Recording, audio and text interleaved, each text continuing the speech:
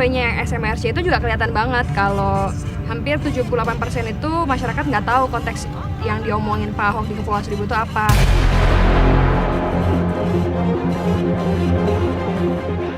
Karena ini momen mau pilkada, makanya dimunculkan lagi isu-isu SARA, isu-isu yang memang pengen memecah belah.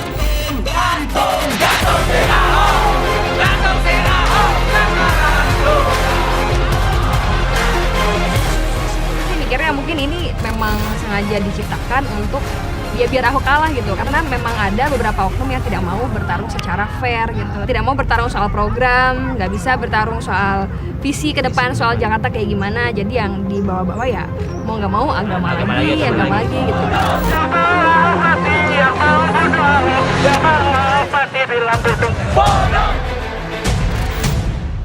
Yang membuat kita selama ini bertanya-tanya kalau Ahok sebagai penista agama, semua orang berbondong-bondong datang untuk menyalami semangat Pak.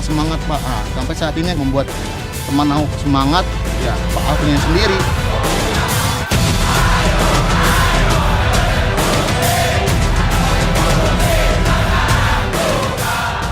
Dia sendiri ketika dia ngobrol sama di salah satu gala dinner teman Ahok gitu, dia pernah bilang, saya tahu mungkin Bapak Ibu di sini lebih banyak yang beragama sama seperti saya, satu iman. Tapi saya mau Bapak Ibu jangan dukung saya karena kita satu iman. Saya mau Bapak Ibu dukung saya karena emang Bapak Ibu mendukung program-program yang saya buat, mendukung bahwa program-program yang saya lakukan itu adalah program yang baik buat warga Jakarta.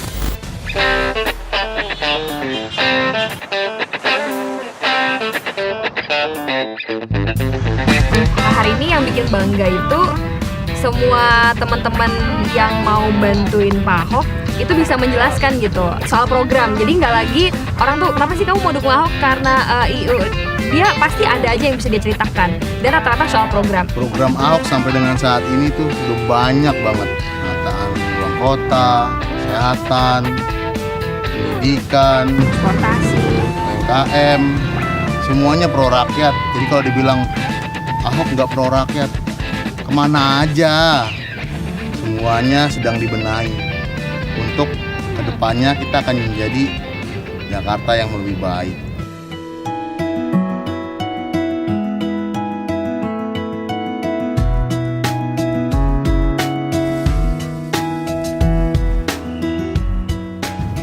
memang masih banyak sih sebenarnya PR di bidang kesehatan, tapi hari ini progresnya jauh lebih baik dibanding sebelum-sebelumnya. Semenjak adanya program Kartu Jakarta Sehat, ada akses langsung menuju kesehatan yang lebih baik. Orang jadi nggak takut gitu buat berobat. Orang yang nggak sakit aja berani gitu untuk check up gitu. Kita kalau mau berobat nggak harus ke ini ya, nggak harus langsung ke rumah sakit besar. Kita bisa mulai dari puskesmas, terus juga ke RSUK gitu ya, rumah sakit tingkat kecamatan. Karena semuanya sekarang infrastruktur dibangun dengan baik gitu. Oh pinter, pinter. Kalau gue tiap hari berangkat lewat puskesmas gitu, yang dulu kalau lu datang ke puskesmas, lu merasakan pasti bilangnya begini, nggak enak sama pelayanannya gitu, karena baru datang aja dimarahin gitu kan, dokternya jutek gitu kan, segala macam, semuanya ada aja gitu kan. Nah sekarang tuh puskesmas dokternya pun sekarang nggak nyepelein mereka gitu, mereka bener-bener care banget sama yang datang, yang mau berobat gitu kan, konsultasinya juga enak gitu. Jadi gue rasa semuanya sudah merasakan infrastruktur kesehatan yang cukup baik gitu kan, dimulai dari paling bawah sampai tingkat yang mungkin paling atas gitu. Iya, walaupun BPJS kita dilayani dengan baik.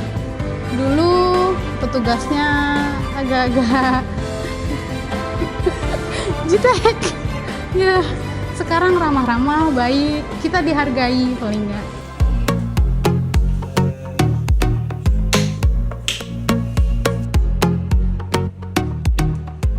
Dua tahun lalu tuh di rumah sakit Koja sendiri, orang tuh males datang ke sana. Rumah sakit mau hancur, mau roboh gitu, mau berobat gimana? Orang males untuk datang ke rumah sakit. Dia udah sakit, dipendam aja sendiri, minum obat warung. Yang ada dia meninggal. Obat warung yang warnanya merah, hijau, kuning. Obat segala penyakit. Apa yang udah dibangun oleh Pak Ahok sendiri untuk segi khususnya kesehatan? Kita juga tuh sampai sekarang tuh berpikir, kenapa sih Pak Ahok sampai mikir jauh banget? Ada setiap puskesmas itu, di setiap kecamatan ada RSUK. Kita aja nggak mikirin loh, karena kita bukan gubernur ya. Kita nggak mikirin. Dulu saya pernah baca buku gitu ya, dan judul bukunya adalah Orang Miskin Dilarang Sakit ya. Tapi emang itu kenyataannya gitu ya, bahwa orang miskin itu dilarang sakit karena mereka bingung mau ke puskesmas dijutekin, mau ke dokter umum yang swasta nggak punya uang mahal, mau nembus obatnya nggak bisa, nggak jelas gitu kan, dan dipersulit lah, mau ke apotik mau yang generik dipersulit misalnya dan sebagainya. Jadi orang miskin tuh kayak dilarang sakit. Tapi sekarang di zamannya Pak Ahok itu siapapun itu, termasuk orang-orang yang kurang beruntung, kalau seandainya sakit nggak perlu takut lagi. Jakarta itu kan ada 4 rumah sakit daerah yang fasilitasnya udah bagus banget. Salah satu yang terdekat dengan sekretariat teman Ahok itu ada RSUD Pasar Minggu. Di RSUD Pasar Minggu itu rumah sakitnya baru beroperasi dan baru dibangun sejak era Pak Ahok gitu. Nah sekarang kita bisa ngeliat rumah sakit Pasar Minggu itu udah sekelas rumah sakit swasta gitu. Kita kalau dulu kan image kita kalau rumah sakit daerah itu pasti layanannya ya Lama. bangunannya kumuh, terus layanannya lama. Cuman sekarang kalau kita ngeliat sendiri di rumah sakit umum daerah Pasar Minggu itu kita bisa ngecek buat misalnya MRI gitu, terus juga banyak deh pokoknya fasilitas di Pasar Minggu juga udah lebih bagus gitu.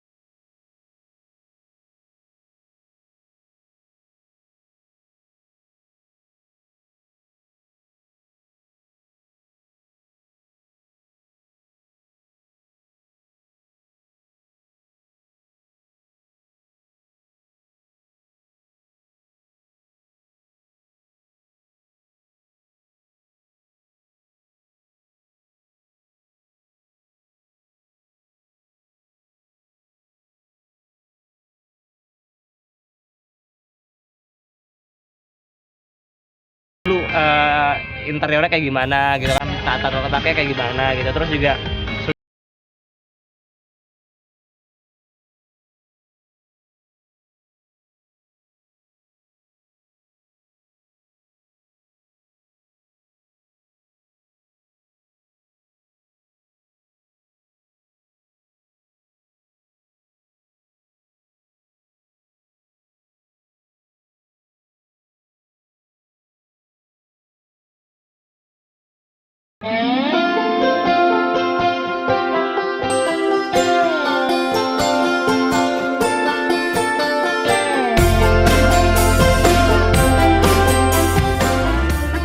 banyak banget orang yang dikasih rusun tapi kemudian dijual lagi, terus dia balik lagi pindah ke bantaran sungai. Kalau sekarang kan nggak bisa kayak gitu.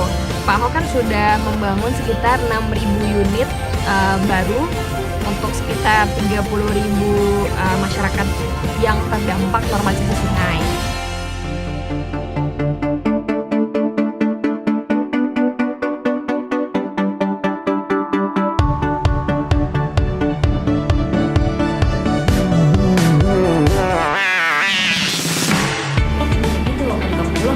Kebanjiran mulu, setiap tahun pasti ada kebanjirannya, bisa 5 kali, bisa sampai 10 kali. Terus kita bebas banjir.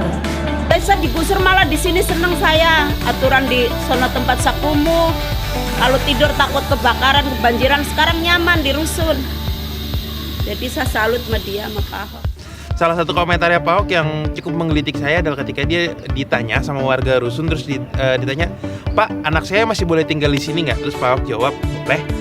Kalau cucu saya, boleh. Serius Pak, boleh cucu saya juga tinggal di sini? Boleh. Tapi Bu, memangnya Ibu nggak malu ya Bu? 3 generasi dari anak sampai ke cucu tinggal di sini terus." "Oh iya Pak." Nah, jadi Ibu, kita kasih tinggal di sini adalah supaya tujuannya anak-anak Ibu nanti bisa mempunyai hidup yang lebih layak dibanding Ibu, bisa nyicil rumah, sekolahnya juga anak-anaknya jadi lebih baik. Apalagi kan sekarang udah ada KJP, anak Ibu kalau masuk sekolah negeri, universitas negeri bisa langsung dapat kartu mahasiswa unggulan loh, kayak gitu. Oh iya ya.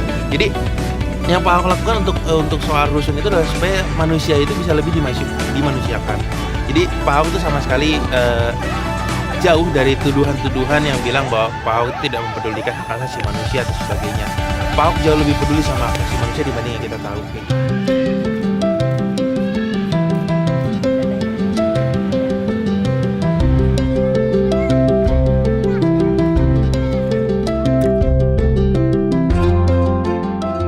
Sejak saya tinggal di sini, dari minggu ke minggu sampai 1 bulan lamanya itu ya, pendapatan awal saya waktu saya berdagang di sini 7.000, 15.000, bahkan sampai 30.000.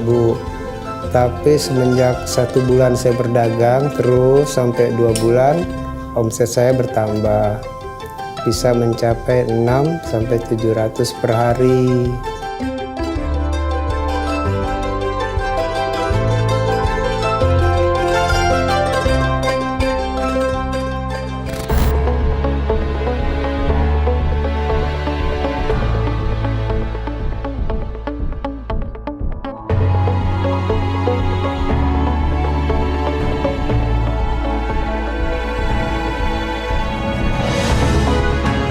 Kalau ngomongin banjir di Jakarta, kalau dulu kita pasti dengarnya gini, kampung pulau, gak jauh dari kampung Melayu, pasti banjir gitu kan. Hampir berita tuh semua penuh soal itu gitu kan. Ada yang bilang juga Ciliwung itu adalah jamban terpanjang, tempat sampah terpanjang. Istilahnya seperti itu pada zaman dulu ya.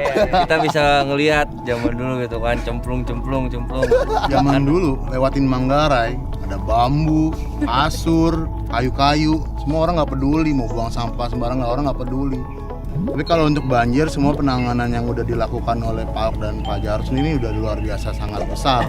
Sampah juga tiap hari diambil, zaman dulu boro-boro sampah diambil, sampai segunung, sampai bau bangkai tikus, sampah di kali didiemin aja.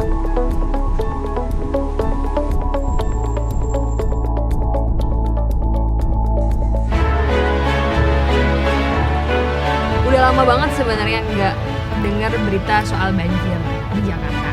Karena sebenarnya bukan rahasia lagi kalau dulu di 2012 aja masih ada banjir besar ya. Setiap tahun pasti di tiap tahun tuh ada satu momen di mana ada banjir besar. Hari ini 2 tahun belakangan itu nggak ada. Sekarang sebenarnya tanah-tanah yang dulunya banjir bersyukur banget semenjak zamannya Pak Ahok. Kenapa? Karena harga tanahnya naik.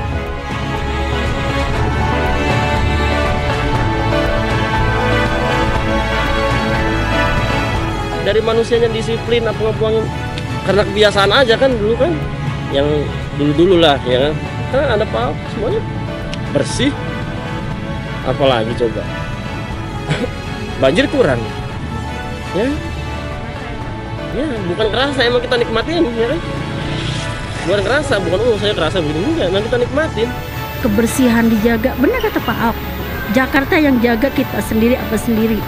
Dia mempekerjakan tukang-tukang sapu segala macam jalanan, yang bayar Pemda, itu kan bikin Jakarta jadi bersih.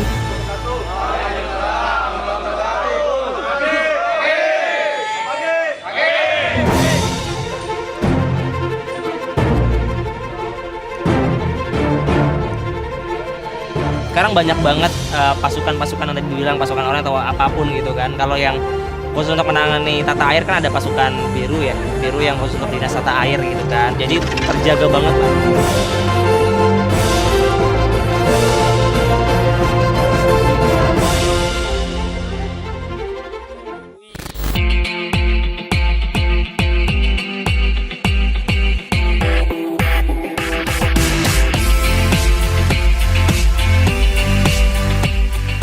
Kalau salah satu program baik dari kepemimpinan Ahok Jarot itu soal reformasi birokrasi. Salah satu yang diperbaiki sekarang itu paling kerasa adalah PTSP atau pelayanan terpadu satu pintu. Ini kan bagaimana orang benar-benar dilayani. Reformasi birokrasi yang diinginkan Pak Jokowi itu tersampaikan di Jakarta gitu kan. Dan dikelola dengan baik oleh Pak Ahok gitu.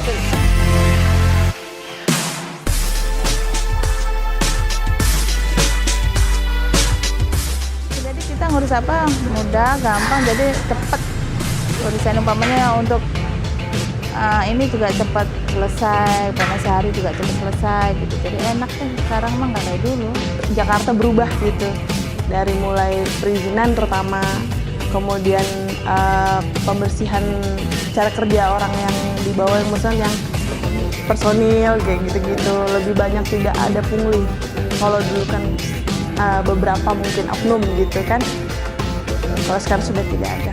Manfaatnya lebih simpel, terus lebih lebih mudah dalam arti bisa kita lakukan di mana aja tanpa harus kita bolak-balik ke sini gitu, karena semua kan sudah sistem online ya.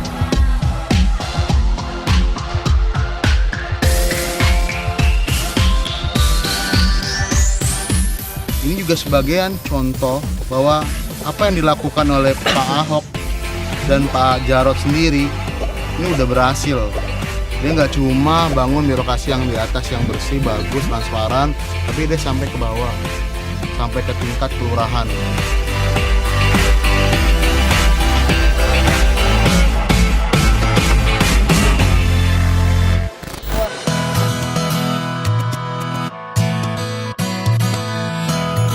Salah satu hal yang saya banggakan dari pendidikannya Pak Ahok adalah di mana dia tidak hanya mempedulikan siswanya, tapi juga mempedulikan guru yang mengajarnya. Dan kurikulum di DKI itu juga diperbaharui dan yang jadi muatan lokal di nasional di DKI dulu. Jadi makanya seharusnya DKI itu punya pendidikan yang lebih baik. Dan yang salah satu yang bikin saya bangga adalah hanya di DKI yang punya KJMU, Kartu Jakarta Mahasiswa Unggulan, sehingga mereka bisa masuk ke universitas negeri manapun yang ada di Indonesia secara gratis dan juga dapat uang penunjang belajar sebesar 1,5 juta per bulan. Jadi program KJP ini, Kartu Jakarta Pintar ini dilanjutkan dengan baik di eranya Pak Ahok. Misalnya kayak gimana dari segi kuantitas maupun kualitas itu sudah sangat kita bisa lihat bareng-bareng. Misalnya sekarang ini pemegang kartu KJP itu sudah meningkat dari 900.000 orang yang sudah bisa memegang kartu KJP. Dan juga dari segi penerimaannya pun juga sekarang sudah meningkat gitu. Selain dapat uang bulanan, mereka juga bisa dapat bantuan di awal tahun gitu untuk bayar sekolah dan lain sebagainya. Terus juga pemegang kartu KJP ini selain dari bantuan finansial juga dapat bantuan berupa subsidi daging. Jadi pemegang kartu KJP itu berhak mendapatkan subsidi 50.000 per 1 kilogram daging yang dibeli setiap bulan. Di pasar kan? Jaya. Di pasar-pasar yang dalam jaringannya Pasar Jaya, PD Pasar Jaya.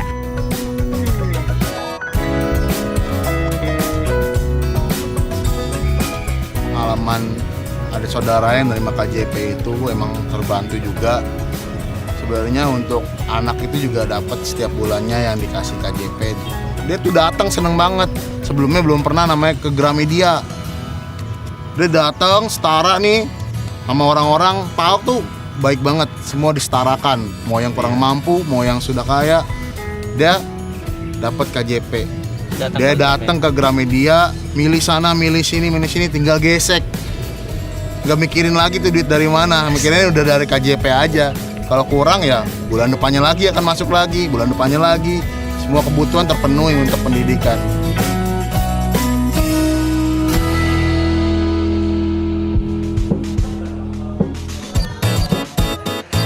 Pasangan nomor urut 2 Basuki Cahayapurnama Jarod Saiful Hidayat. Kali ini penolakan dilakukan oleh sejumlah warga di Kelurahan Karanganyar.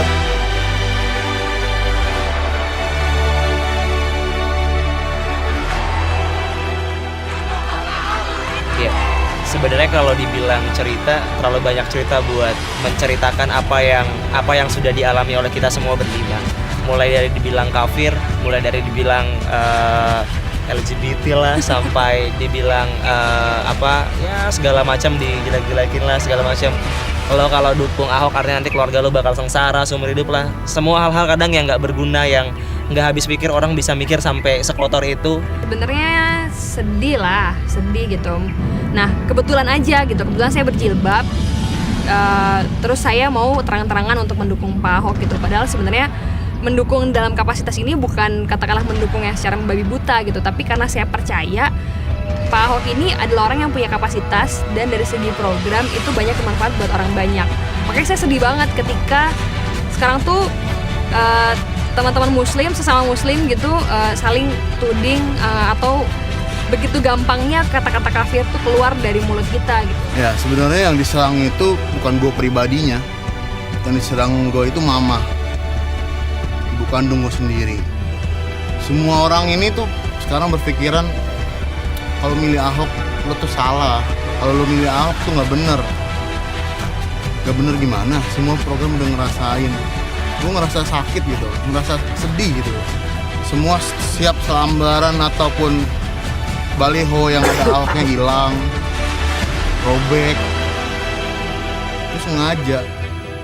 Hari ini, Mabes Polri menggelar keterangan pers hasil dari gelar perkara kasus dugaan penistaan agama dengan terlapor Basuki Cahayapurnama.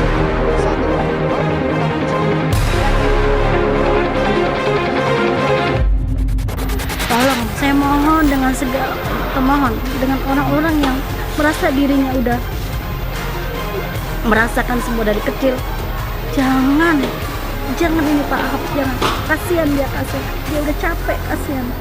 Sampai lebaran aja kami dikasih daging sama dia. Lebaran itu kami dikasih daging sama dia. Yang seharusnya kami nyari uang daging korban dari masjid ke masjid.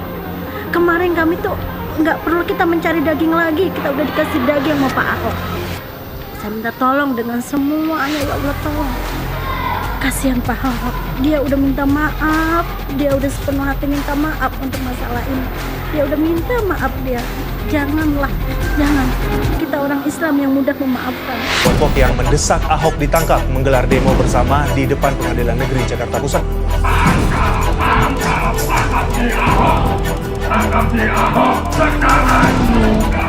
Saya dituduh menista agama Islam. Karena tuduhan itu sama saja dengan mengatakan saya menista orang tua angkat dan saudara-saudara angkat saya sendiri yang sangat saya sayangi dan juga sangat sayang kepada saya.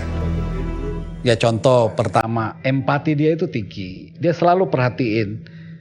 Misalkan nih kayak macam saya mau datang ketemu dia selalu kasih waktu di mana setelah sholat. Itu satu. Dan kalaupun ada karena faktor akhirnya nunggu atau masuk atau dia bilang selalu udah sholat Kak. Gitu. Apalagi kalau akhlak ke orang tua. Saya itu bahkan cemburu sama dia. Bagaimana hubungan dia sama ibu saya. Yang sangat penuh kasih sayang.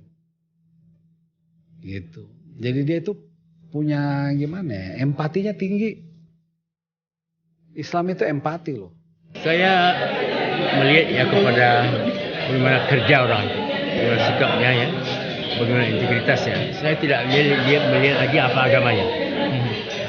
Dan Ahok menurut saya telah melakukan perubahan-perubahan yang besar ya, walaupun tidak mudah itu melakukan perubahan. Dia cerita ke saya, dia juga orang-orang takut juga dia membunuh orang sendiri, tapi dia lakukan. Jadi yang kita perlukan sekarang adalah orang yang mencoba berupaya mengawinkan di antara kata dan laku.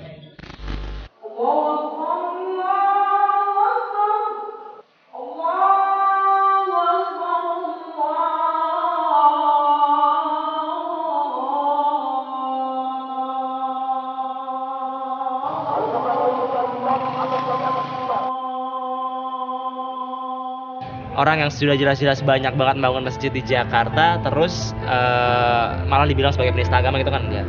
Nah, kalau cerita sih mungkin Masjid Raya dan Mogot ya yang ada di Rusun Pesaki dan Mogot. Itu kan masjid yang luar biasa besar banget, dibangun di tanah yang berhektar-hektar dan itu nantinya akan menjadi pusat buat pengajian, terus juga Islamic Center lah. Kalau dari cerita-cerita kan OB-nya Balai Kota itu kan terus mengajukan anggaran ke Ahok buat renovasi masjid di daerah rumahnya.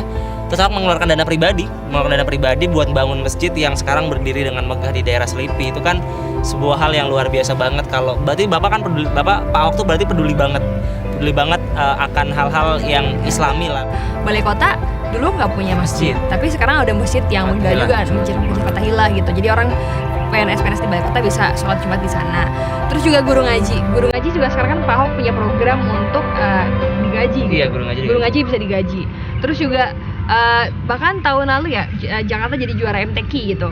Itu kan bagus juga gitu. Jadi pembangunan manusia itu tidak hanya di katakanlah di akademik yang jalur biasa, tapi juga misalnya untuk kegiatan rohani gitu.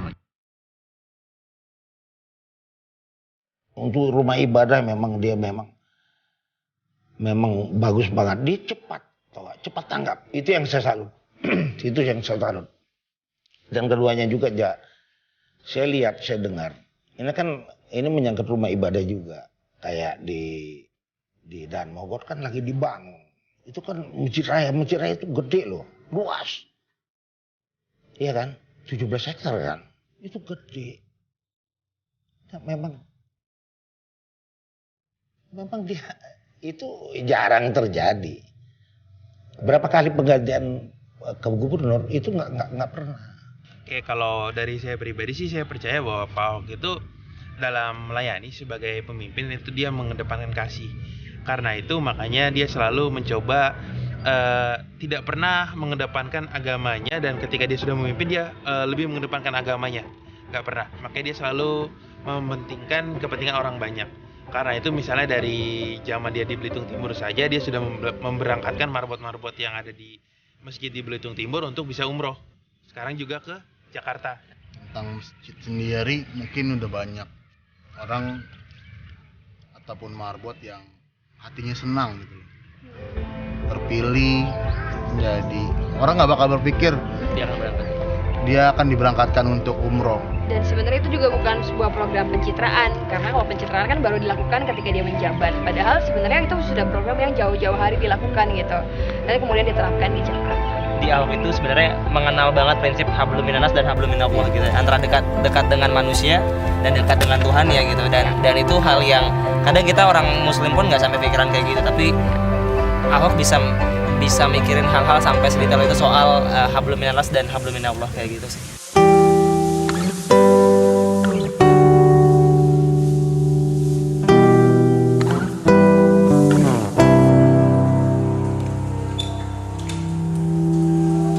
Pastinya ya nangis terharu ya pastinya gitu ya. Ya kita yang nggak mungkin istilah secara syariat gitu kan, tiba-tiba sudah ada di Masjidil Haram, kita bisa lihat Ka'bah, bisa megang Ka'bah gitu kan. Ya terharu lah paling lah begitu, yang paling ini terharu gitu. Waduh, saya tuh rasanya terharu sekali, terharu.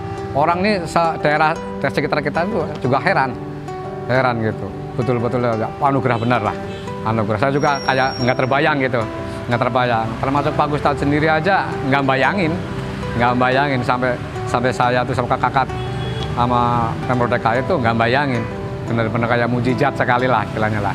Saya sendiri juga nggak mimpi nggak apa itu. Ya awalnya kan memang bulan puasa, mau deketin bulan puasa saya pikir mau dapat uang apa bang, jis atau uang apa gitu kan. Tapi ternyata hadiahnya lain katanya, masya Allah. Umroh. Mungkin paling pertama di DKI paling pertama yang berangkatkan Ahok ini rombongan saya paling pertama. Bagus banget pemimpinnya, bagus. Ya cuman beda agama ada gitu. Dengan jeleknya ada, bagus banget semua pemimpinnya dah. Saya kepingin tuh orang Islam kayak dia gitu. Saya kepingin banget gitu. Sama Pak Ahok jadi seperti daya dari Allah. Nah, Islam dah. Terusin pemimpinnya. Itu aja udah.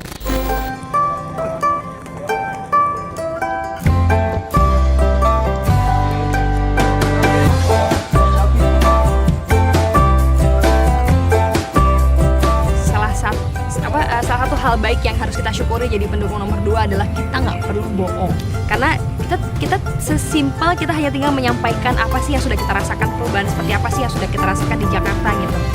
Makanya kita nggak perlu takut karena kita nggak salah. Semoga dengan adanya kebenaran yang terungkap, baik yang kita sadari maupun yang tidak kita sadari, dari kecil sampai kita dewasa di sini kan kita banyak melihat gitu perkembangan yang baik ya ada pada saat ini untuk Jakarta. Sekarang soal perjuangan, bagaimana memperjuangkan Jakarta yang lebih baik lagi. Nah kami kepengen semuanya sekarang itu bukan cuma diam, tapi kembali berani lagi buat kalau lu dukung orang yang sudah benar, nggak perlu takut lagi agama lu apa sekarang, tapi lu dukung orang yang sudah benar dengan program yang sudah berjalan dan akan berjalan 5 tahun ke depan.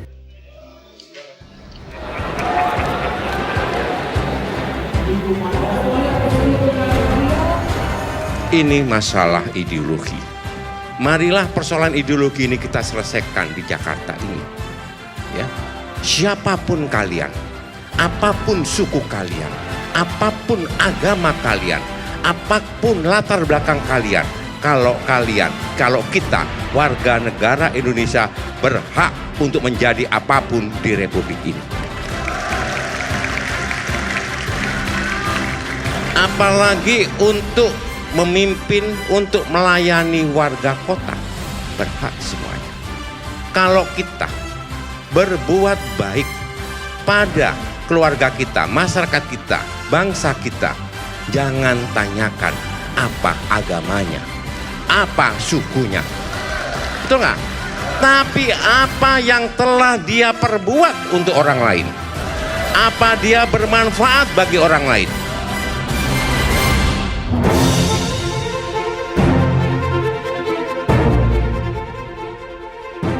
Buat saya Ahok nggak ada duanya lagi gitu. Jadi memang yang layak lah, karena hasil kinerjanya beliau luar biasa, nyata, bukti bukan janji. Pak Ahok, you are the best. Gue suka banget sama Bapak. Bapak tuh kerjanya keren banget. Udah gitu, yes, pantang mundur. Tenang aja Pak, kita semua anak muda dukung Bapak. Jangan takut. Saya percaya Pak Ahok, ketika Tuhan menetapkan Bapak sebagai gubernur, siapapun penghalangnya tidak akan bisa, Pak. Kalau kau suka hati pilih Ahok Jarot.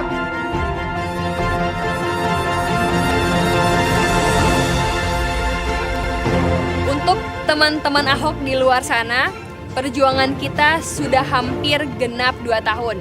Untuk itu, mari kita tutup perjuangan kita dengan bangga. Jangan nyerah, jangan patah semangat, jangan kecil hati. Mari kita berbondong-bondong untuk datang ke TPS dan mencoblos nomor 2 untuk bisa menang 1 putaran. Kalau kita tidak ditakuti, kita tidak diganggu. Justru karena kalian kuat, ya, kalian kuat, punya akar yang kuat, maka kalian diganggu karena mereka takut, ya. Karena mereka takut kalah. Kalau tak kalah maka habislah dia.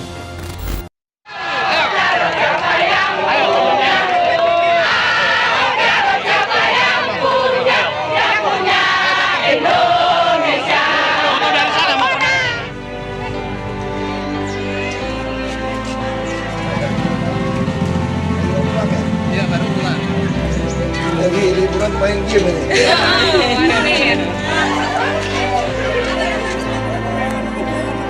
Nggak ada, maksud saya nggak ada dengan orang lain apa. Habis saya sendiri, saya tetap milih Ahok dari mana juga.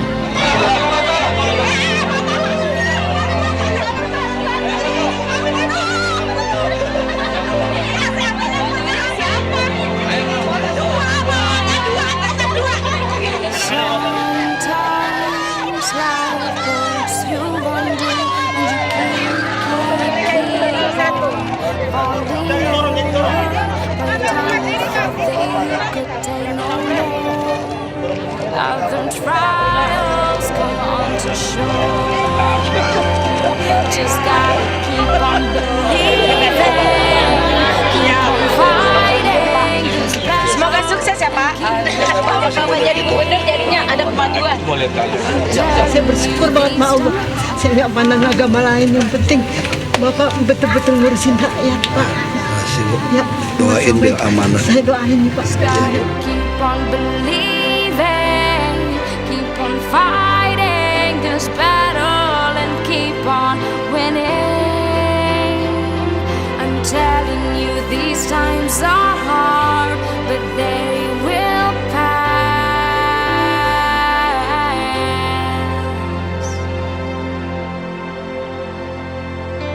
Keep on believing, keep on fighting this battle.